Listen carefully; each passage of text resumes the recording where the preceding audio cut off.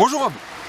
Nous voilà déconfinés depuis presque 15 jours et je suis certain que bon nombre d'entre vous ont sûrement repris le chemin de la nature, que ce soit pour faire du sport, prendre l'air, se reposer ou encore aller travailler. Mais avez-vous prêté attention à un des éléments essentiels à la vie? Je vais vous parler de l'eau. Quoi de mieux qu'en cette journée pluvieuse, quoique très peu pluvieuse, pour parler de cette richesse naturelle qu'est l'eau et nous arrêter quelques instants sur les milieux humides, aussi appelés zones humides. Pour commencer, sachez qu'au cours du dernier siècle, plus de la moitié des milieux humides a disparu.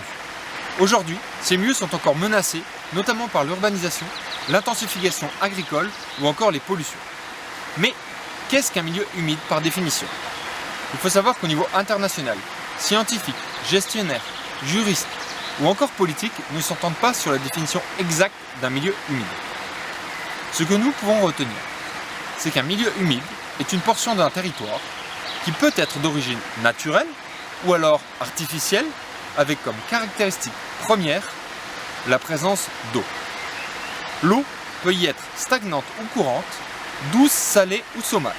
Je souhaite vous présenter aujourd'hui plusieurs milieux humides présents sur notre territoire lorrain, avec pour certains des caractéristiques dont vous ignorez peut-être l'existence. Les lacs et étangs peuvent encore s'observer aisément sur notre territoire.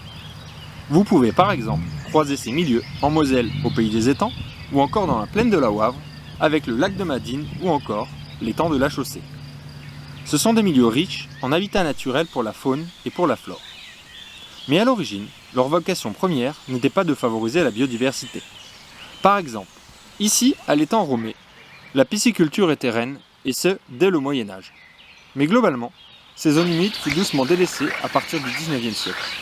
S'en est suivi des phases d'assèchement pour lutter contre les maladies, des transformations en surfaces cultivables ou tout simplement des abandons. Néanmoins, en Lorraine, le maintien d'une pisciculture extensive d'étangs a permis l'expression d'une biodiversité riche et variée qu'il convient de préserver. Pour ce faire, sur notre territoire, une association participe à la préservation de ce patrimoine. Il s'agit du Conservatoire d'espaces naturels de Lorraine.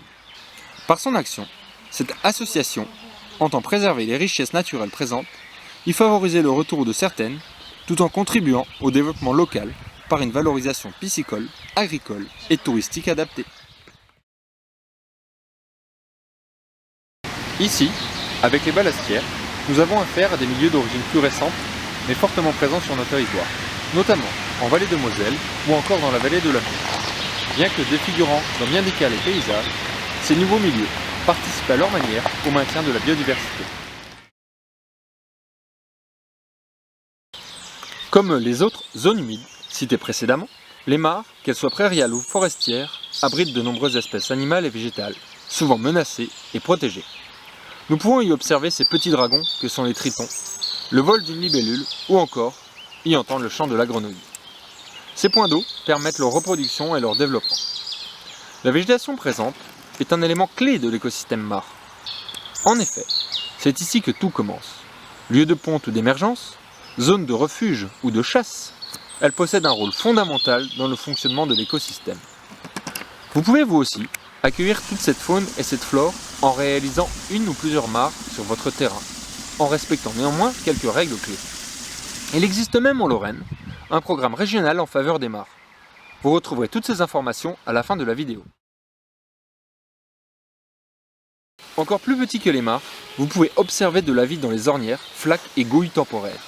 Ces milieux, bien que de petite taille et souvent temporaires, favorisent certaines espèces d'amphibiens et d'insectes, mais également toute une flore et une faune associées.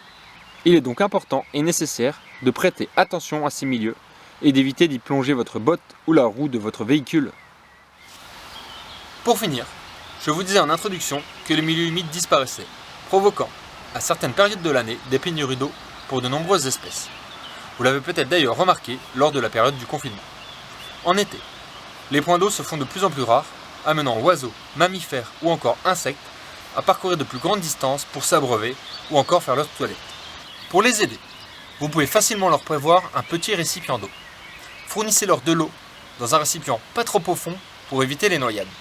L'idéal étant une soucoupe peu profonde, comme ici, en terre cuite, dans lequel vous pouvez mettre un caillou permettant aux animaux de se poser, de s'abreuver, de reprendre leur envol et surtout d'éviter les noyades. choisissez un endroit ombragé et surtout dégagé pour éviter les prédateurs.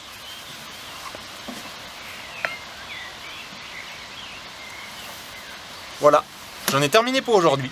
J'espère que ça vous a plu. Et surtout, continuez d'être curieux et de préserver l'eau qu'on appelle aussi l'or bleu. A bientôt!